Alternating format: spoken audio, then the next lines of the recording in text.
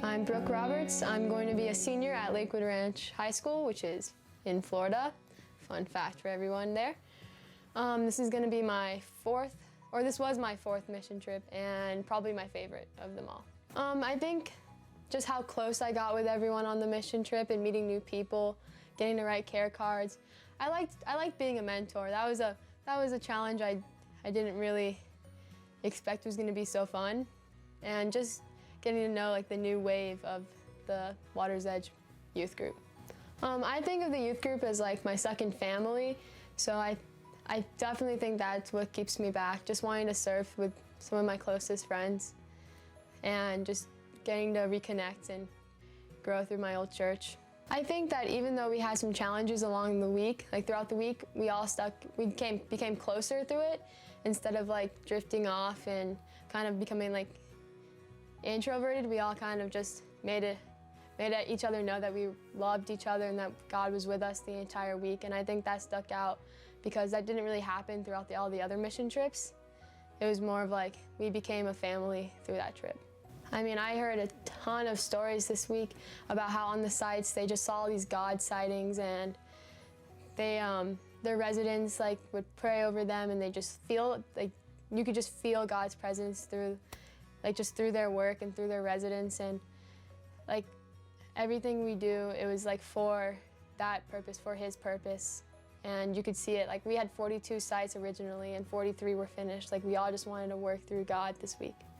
I definitely felt God's relentless love this week, just through the comfort of the youth groups and all the other youth groups. Like when Cry Night happened, which is a thing, you could just tell that, like His presence was there and His love was there, and it shown through everyone else caring for you and hugging you, and it was also you could feel it throughout the entire room, just like His love and His like relentless, like He's never gonna give up on us.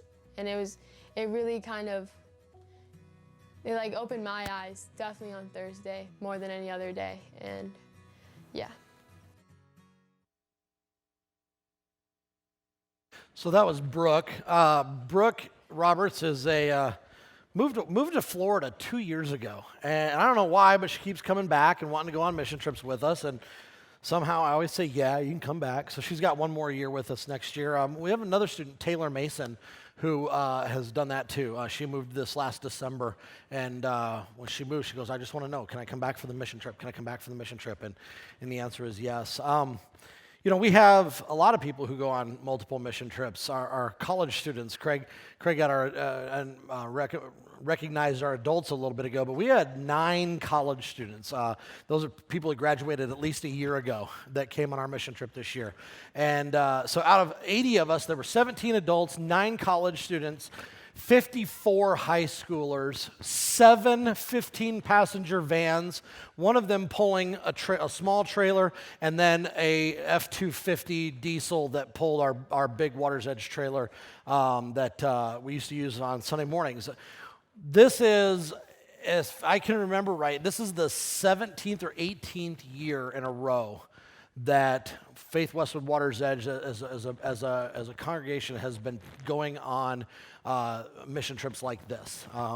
And every year, I can tell you, I don't know if the right word is better. Yeah, it's better. Every year it's different, and every year the experiences are life-changing. You'd think even as a youth pastor, like after doing this over and over and over again, it'd become routine. But you know, the thing about a mission trip is it's anything but routine. Every year there's something different that you experience. Every year the theme, this year it was relentless, God's relentless love and our need to relentlessly pursue Him as He relentlessly pursues us.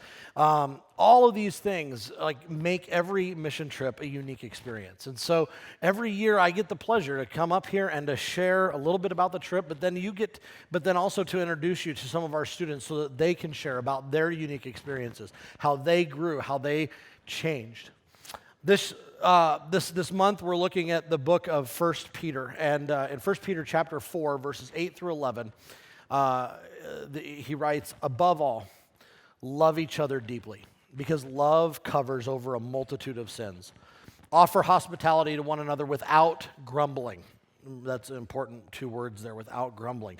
Each of you should use whatever gift you have received to serve others as faithful stewards of God's grace in its various forms. And if anyone speaks, they should do so as one who speaks the very words of God. If anyone serves, they should do so with the strength that God provides, so that in all things God may be praised through Jesus Christ. To him be the glory and the power forever and ever. We hear those words a lot, don't we? Forever and ever, for the glory and the power. You know, we go on these mission trips and we road trip, and there's kind of 3 parts to the trip. There's the getting there and home part, the travel. And the kids show up on Saturday morning, and they get their shirts, and they walk over into the kids area, and we do a group picture, and we do communion. And then as they get ready, we don't just say, okay, go find a van. We actually assign them to vans. It's a long and grueling and tearful process for me, because you want to make sure that in every van there's one kid that's somebody's friend, but you also want to make sure that they're encouraged to meet new people. And so we partner them up with mentors and mentees. If they're freshmen, if they're first-time mission trippers, they get somebody that's been on the trips before, so that there's somebody that just kind of is there to help guide them a little bit and to serve them. Then we get to camp, and then we go, 14 hours. It took us 14 hours to get to Indianapolis. Okay, it depends on who's driving, but that's about a 10-hour trip. But then we stop for meals, and you don't understand what it takes to stop 7 15-passenger vans and a truck at a rest area and then try and get all the Frisbees back in the van, okay?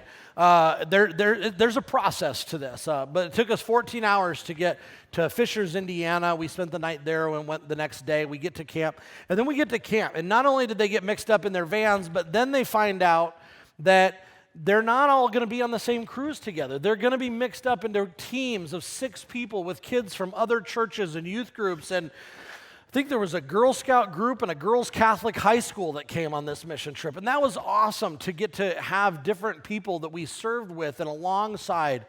And we get to meet people and grow. And there's the work that takes place. And then, like I said, the theme was relentless love. The third portion of it is the program. Each night and each morning, we gather as a camp. There were 312 campers at the camp, plus all the staff and volunteers. And we have a time of worship, and we get to find out what the theme is and how we looked at the word relentless and what that looks like as far as how God pursues us and how God loves us and how we should be serving others relentlessly and loving others relentlessly and pursuing God relentlessly. And we see in the program is that faith is developed.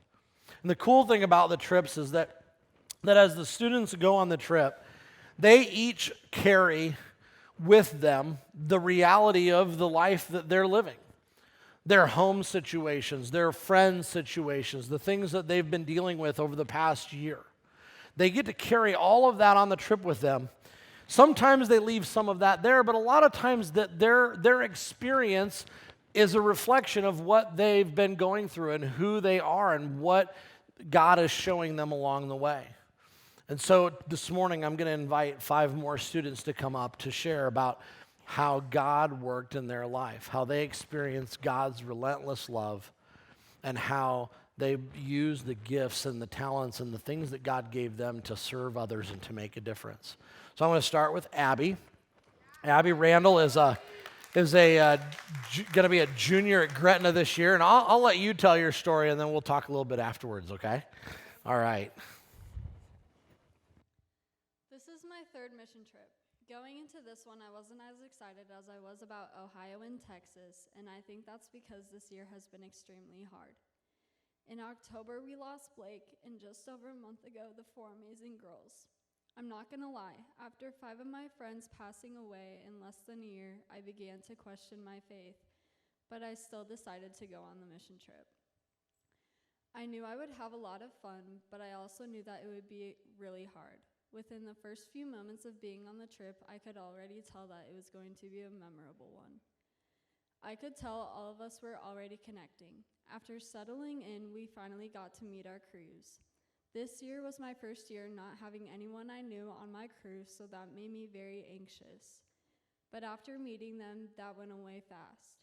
We clicked and talked about donuts and the most random things. Anyways, after meeting them, we found out our projects for the week. Build a whole entire deck and new doors for her shed. I have never done a construction project before. My crew was amazing, and I had a Canadian, which made it even more amazing. Times when our crew leader was cutting things because we were both under the age of 18, so we couldn't use a saw. We found this black and white cat, and we named him Cow. I was honestly contemplating smuggling home with me. On Monday morning, I got to meet my sweet resident, Debbie.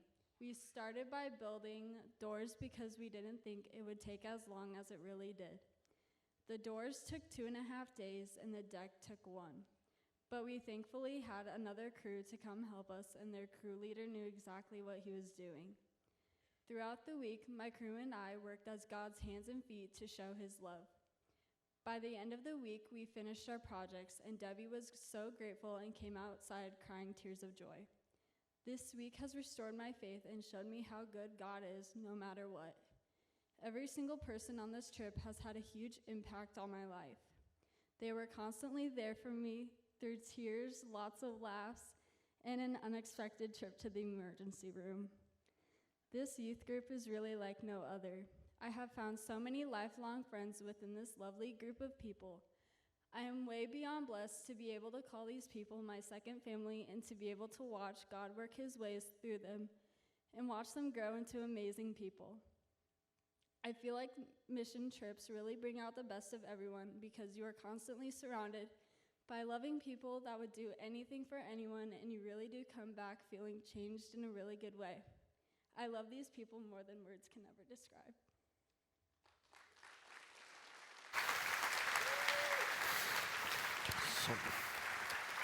So Abby, you know, like 12 years I've been at this church, and in 20 years of youth ministry, I've made 4 trips to the ER. 3 of them were this last week. So thank you for that. No, Abby, I don't know. Mission trips are pretty amazing. You've been on 2 now, right? Or 3? This was your 3rd. I should have listened at the beginning when you said this was my 3rd mission trip. I needed coffee. See, the adults on the trip, we survive on like coffee and laughter. And as you can see, some of us are still surviving. Trisha's over there like sucking hers down. So we're still recovering. So in 3 mission trips, like you did the 3 you've done, you did Ohio, and then you did Texas last year, and then you did this one. What is it about the trips that keeps you coming back? They're just fun to like be with this group of people, and it's just a fun time. It is a fun time. I mean, like I said, we laugh a lot. We get to have fun. You'll get to see some great pictures here in a little bit. But what about the work? What about the program this year really stuck out to you? It's just really nice seeing like what we're doing and how it affects like our resident, or like meeting new people and like just seeing God work his ways through them. Cool. Thank you.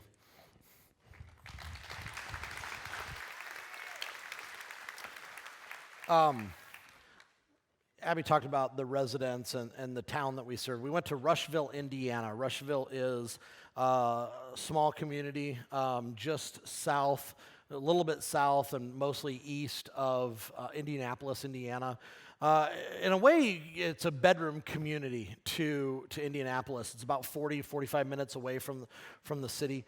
And yet, what looks like it was a great town and really kind of a thriving town at one point in time, I don't know what's caused it, but it's really kind of fallen on hard times. Recently, the Walmart closed and left town. There's not a lot of industry or anything else there, and so the people that we serve are all people that are either physically or financially just unable to provide for the things that they need themselves. It's throughout the week. It's kind of exciting and fun to see kids as they experience and get to know their residents. So I want to invite Kale up to talk a little bit about his experience. Kale's a high school mission trip rookie this year. We call our freshmen fresh babies. I do. I call them fresh babies. We call them rookies or newbies. And so, Kayla, you had some fun experiences this week. Why don't you tell us a little about what you learned and experienced? This is my first work camp, and I was very excited to go. I wanted to go on this trip because I went on the middle school last year. I was able to spend time with others, serving my church and other places, sharing God's love and gifts that He has given me. This is what hospitality means to me. Our theme for this week was relentless. We talked about how God's pursuit for us is never ending and how He will never give up on us. By sharing with our residents our skills, we are showing God's love and being the hands and feet of Jesus. This week, my work crew and I built a railing around a front porch and painted it. Our resident was a veteran that had MS and was unable to walk without assistance from a cane. Isaiah from our church was on my crew and was extremely helpful throughout this week when building the railing. We shared many laughs and life lessons like when to talk and when to be quiet. Thank you to Water's Edge for the support of our youth group and to help this all be possible. I can't wait to go and do this all next year, summer.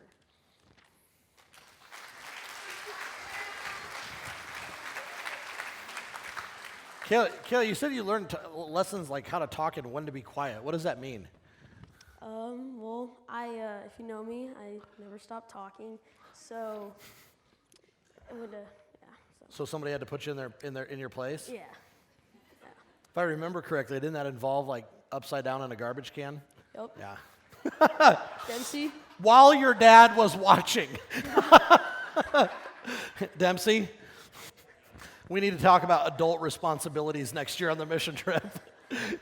Hey, Kayla, both your brothers, your mom and your dad, have all been on high school mission trips before. Why was this an important trip for you to go on? Well, Gage and both my parents, all us four both went on it, and it's pretty crazy to just kind of see us all grow through our faith and just get closer to God. So. Do you think it's a good thing, like as a family, that you guys get to experience that together? Yeah. We've had a lot of families do trips together before, and I think one of the things that they can say is that it helps them grow together as a family too, right? Mm-hmm. Do you feel closer to your brother? Yeah. Your mom and your dad? Yeah. Yeah, okay. Well, thanks, man. One last question. As you went on this trip, how did it impact you? How did it change your relationship with God? Well, the theme was relentless, and how the pastor put it was that God is always relentlessly pursuing you, and I don't know, I kind of put that in perspective, and I just think that we can somehow always relentlessly pursue Him since He's always doing that to us. So. Cool. Thank you.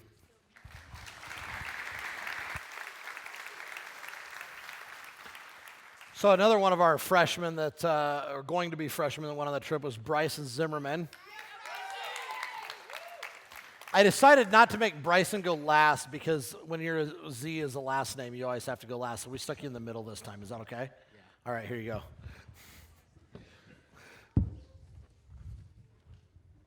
Before I came on to this trip, I was known to be a little bit of a troublemaker and very annoying, until I straightened up and took my faith a little bit more seriously. I felt more connected with God, with the people around me, and due to the strength and the support that they gave me. I got to make many new relationships with our people in our church and many who lived in different states. On Wednesday nights at youth group, I was a big pain to the high schoolers that they were volunteering. Focusing and relying on God can help me be more respectful and calm. God can work in extraordinary ways. During this week, I interacted with people who I'd never think to be talking to and not getting yelled at. I experienced and saw things that were just out of this world. Unexpected people put trust in me that have never trusted me before. When we got into Rushville and got into our work groups, I was extremely excited to get working. The first morning we got dropped off at our residence house, we found out that we had to stay in it, the whole house.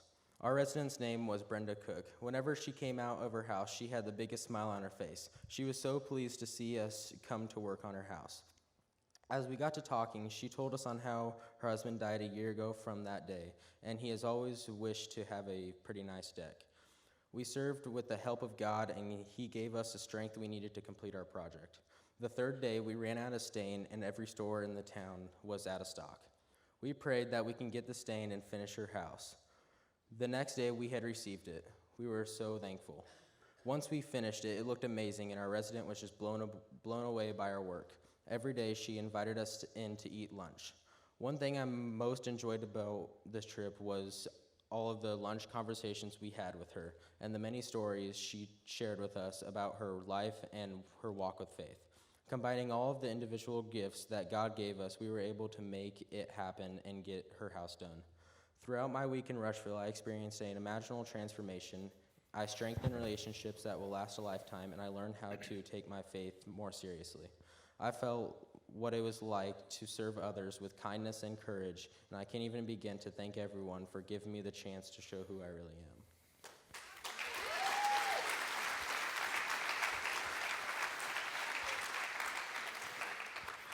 So Bryson, you said you grew up a little bit on the mission trip. Is that what you're getting at? Yeah. You're already like huge.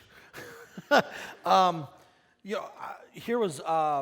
I've got to know you a little bit over the last year, but I think one of the things that really showed me is to kind of a character about who your character is and kind of who you are inside. Is on the very first night, we spent the night at this church, and the next morning we were getting ready to leave, and everybody had taken all their bags downstairs, and I came back upstairs to kind of do a sweep of the upstairs to make sure nobody left any like underwear or something laying in a Sunday school classroom.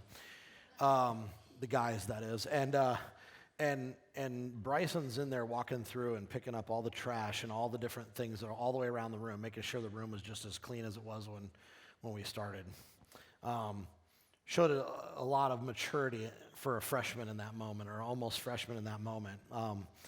But I saw that over and over again throughout the week. You worked on a crew that had some less than enthusiastic workers, and you put together and were able to complete a project, and I think that's really cool.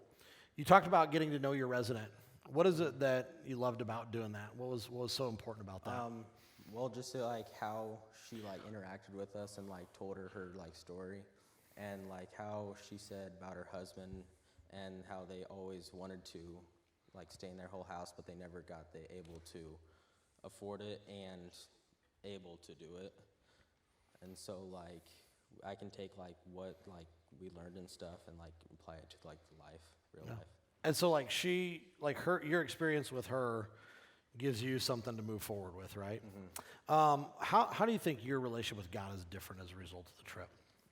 Just like the different ways has like worked with us, and like how I see he changed like many people's lives, including mine, and like how he like works in different ways.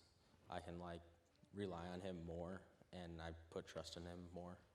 And you've been traveling a lot this summer. You've been football camp down in Texas, a couple of other short trips here and there. Why is going on a mission trip? Why is that a priority for you? Why is that so important? I wanted to like focus on my faith a little bit more and get closer to God even more than I was. And just like I've heard so much stories of people who have been on the mission trips before and how great an experience it was. And I just thought I'd give it a shot, and I'm glad I went. We're glad you went too. Thanks, Bryson.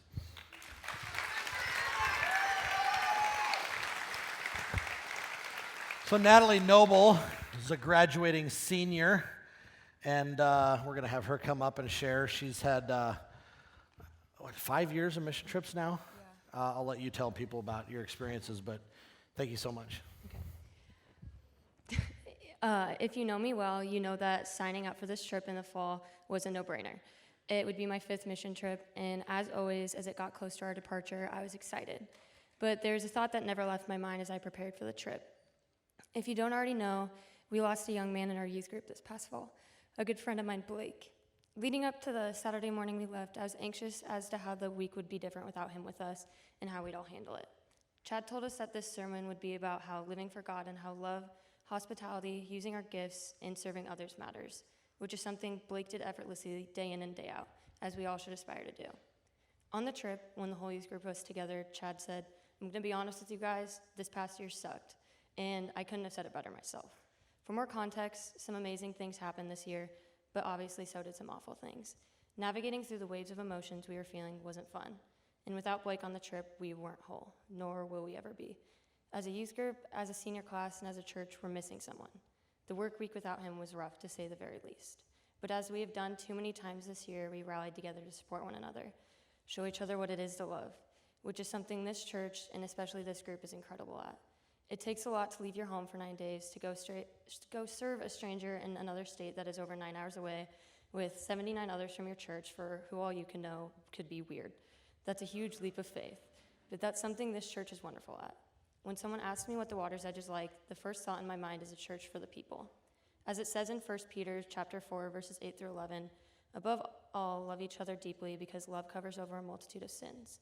Offer hospitality to one another without grumbling, and each of you should use whatever gift you have to receive to serve others as faithful stewards of God's grace in its various forms. This verse speaks wonders to who the church is. As always, I felt my faith deepen on this trip. If I've said it once, I'll continue to say it. This group is unlike any other. It was amazing to see everyone on the trip in worship and in tune with what God was asking them to do. From everyone to the newbie freshmen to the adult leaders and everyone in between, you could see God shining through them throughout their week. Whether it was their smiles at program, their giddiness about their projects, or a few coming out of their shells as the week went on, I saw God working through everyone there. It's normally unlikely that incoming freshmen and upperclassmen bond super well, just like Bryson just said. The age difference sometimes just puts a factor on how deep some relationships do or do not go. Though everyone, I saw deepened friendships and a lot of love. Through the harder days of the trip, I saw everyone sharing hugs and exchanging words, which can be hard for some. But I know everyone on the trip felt welcomed, and I wish each and every one of you could have gone on this trip to see this huge group of people demonstrating what it is like to be the hands and feet of Jesus. If you want to know what it is to serve through love, ask anyone here today in a mission trip shirt, and they'll be able to describe it to you perfectly. Over the past 5 years, I've developed a family here at the church due to these amazing people in these trips, and for that, I am eternally grateful.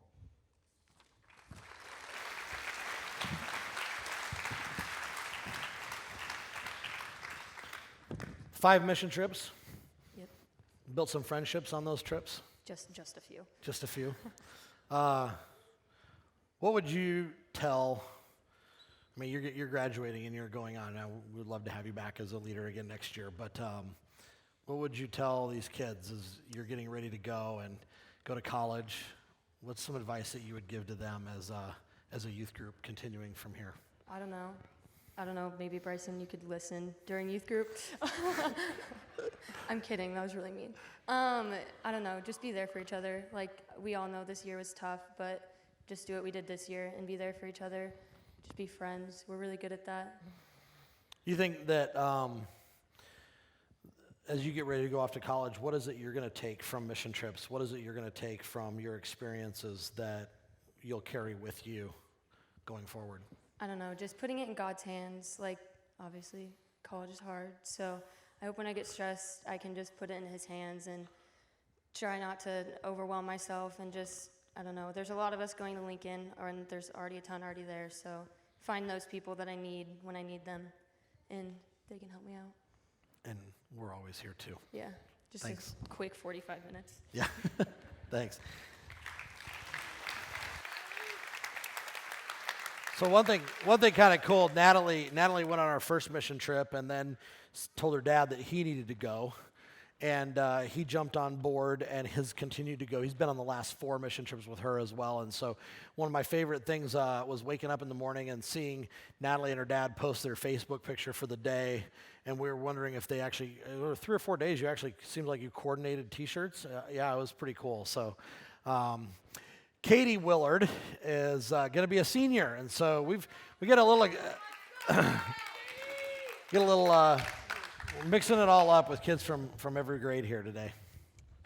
All right, so I'm not going to lie. This year I severely struggled with my faith, and although I would make an appearance at church and youth group, I never truly felt God's presence in my life. From there, I could tell that I was slowly slipping away from God, and I wanted to believe and have a stronger faith. Oftentimes, the people around me would have such a love for God, and I would feel envious of them as I did not necessarily have the same type of love for him. And throughout the year, I fell deeper into this rut. Despite this, I still wanted to go on the mission trip, not only to be with some of my closest friends and help others, but also in hopes of finding God again and strengthening my relationship with him. My first step in trying to find God again was pushing myself to be the devotion leader for my crew. One of the jobs I had to do as a devotion leader was report any God sightings we had throughout the day. God sightings are anything one might see that lets us know that God is present in our lives. This was my 4th mission trip, and I had never truly experienced a God sighting.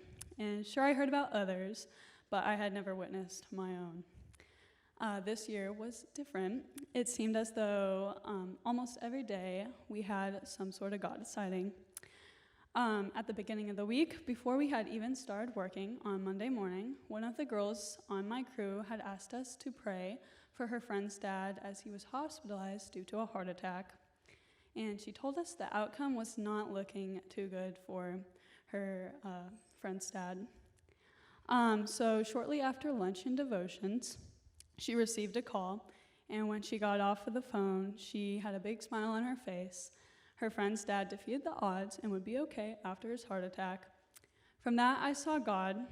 I saw him alongside this man and his daughter, and helping him through his stay in the hospital. And then another girl on my crew had asked us to pray for her friend who had been in a coma for 3 weeks. And once again, the odds were not looking to be in her favor, but through prayer and God's benevolence, her friend survived with little to no brain damage, which is pretty cool. I could see God's love through hearing other people's stories, which ultimately renewed my faith in God. It wasn't until this trip that I realized he has always been present in my life. I just neglected to see him and his graciousness. It was through initial strangers who soon became friends that helped me see God's love and power. In the midst of chaos, both in Rushville and back home, wherever home was for the people on the mission trip, everyone came together through our mutual love of God.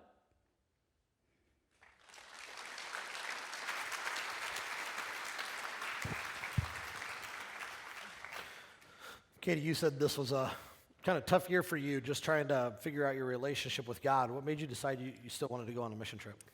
Well, like I said, all these people are so great, and I love getting to spend time with them. And I, subconsciously knew that if I would go on this trip, I could maybe, renew my faith again. So, yeah, I don't know. It's just a really cool experience to have, and it's something I really enjoy doing every summer.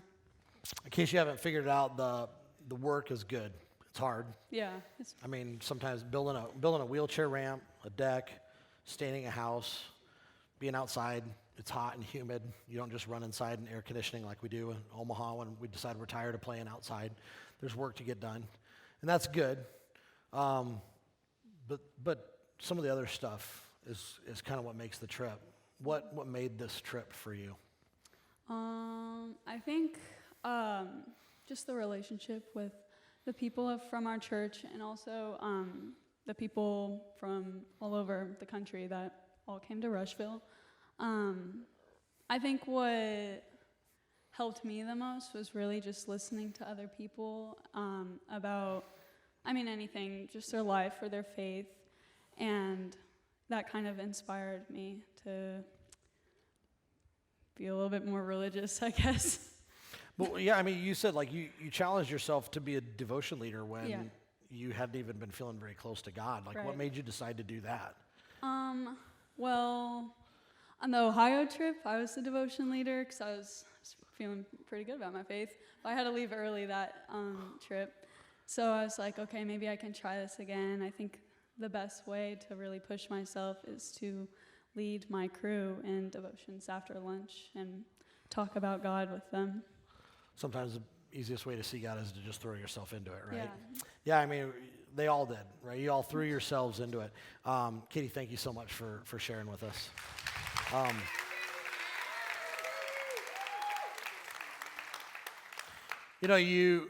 you heard a few of our students talk about that this has been a rough year, and I did. I said what Natalie said.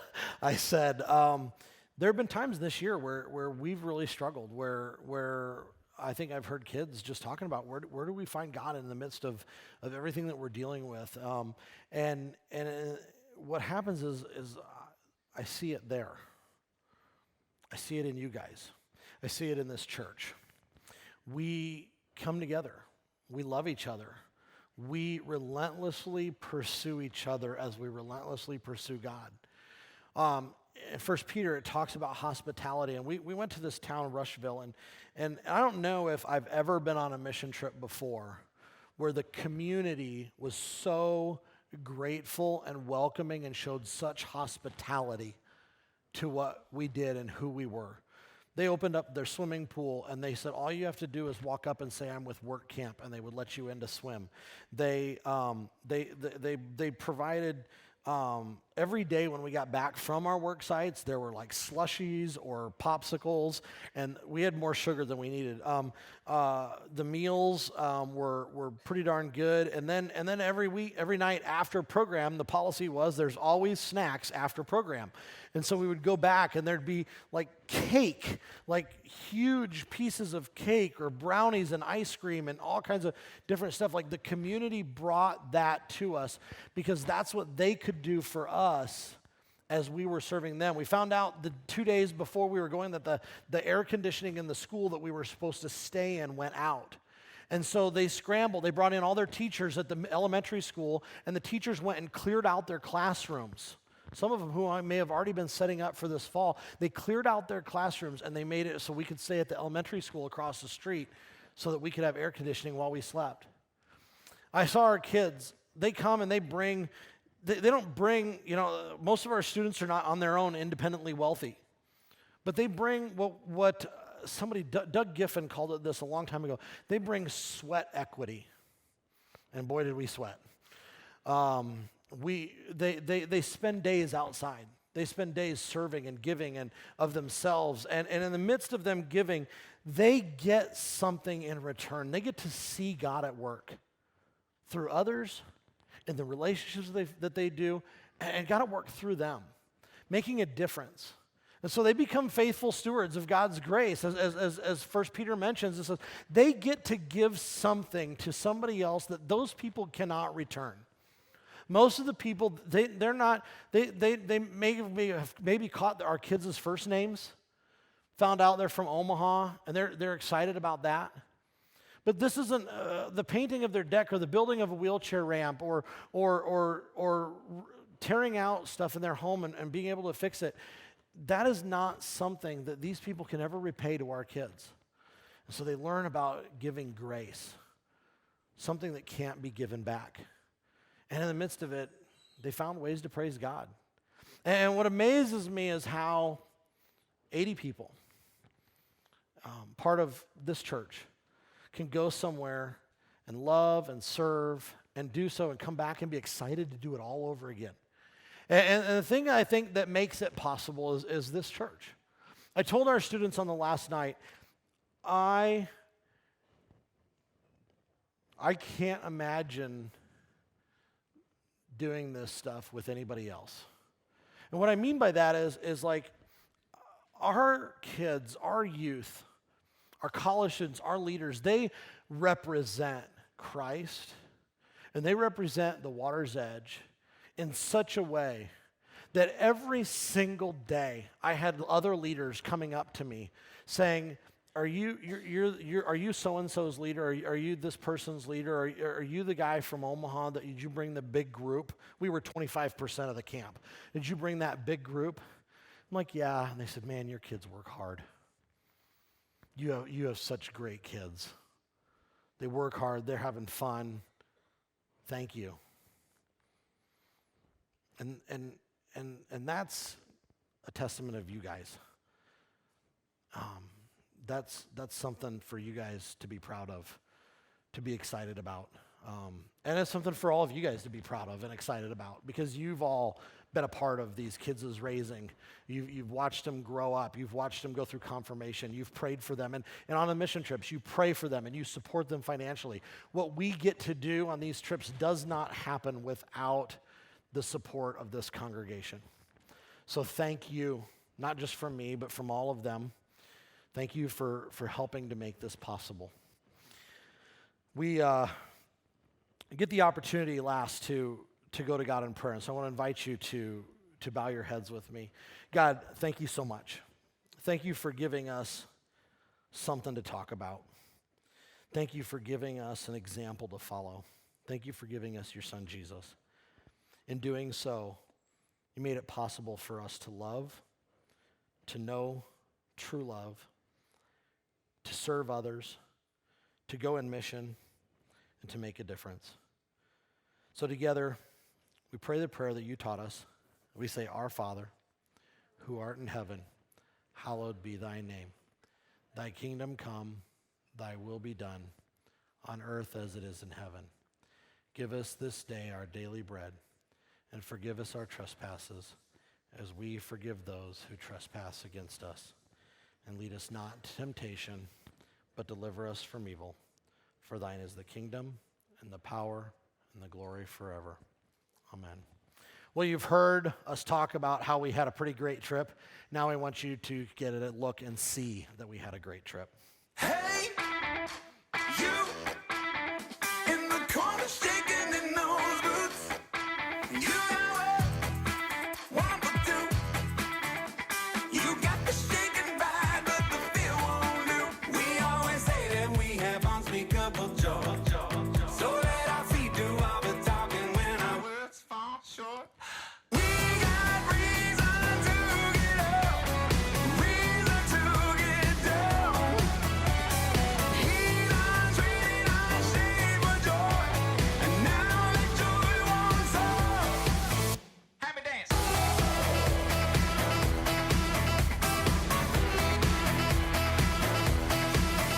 Happy dance.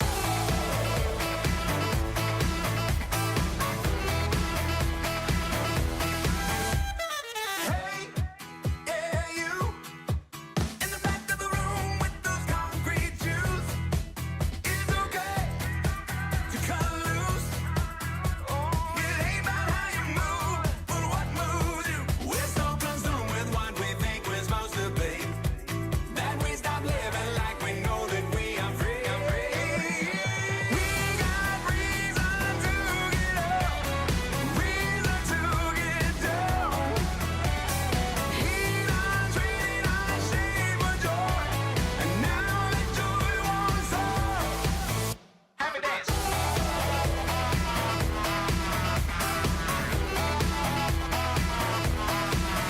Happy dance.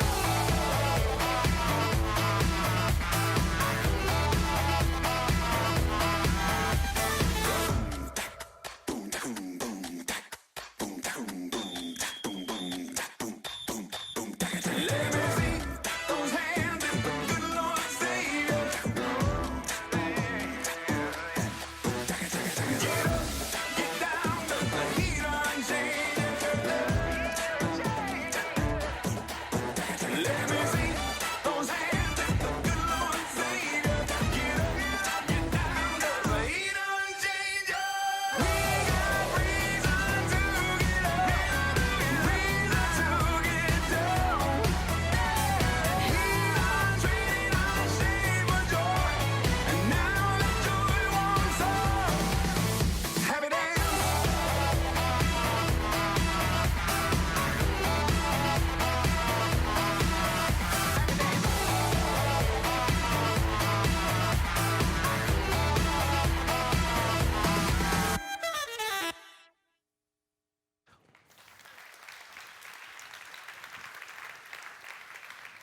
Again, thank you for all of your support for our mission trip. If you want to follow in their example, make sure you sign up this week for We Serve Sunday, and we'll see you all back here next week for worship. Thank you.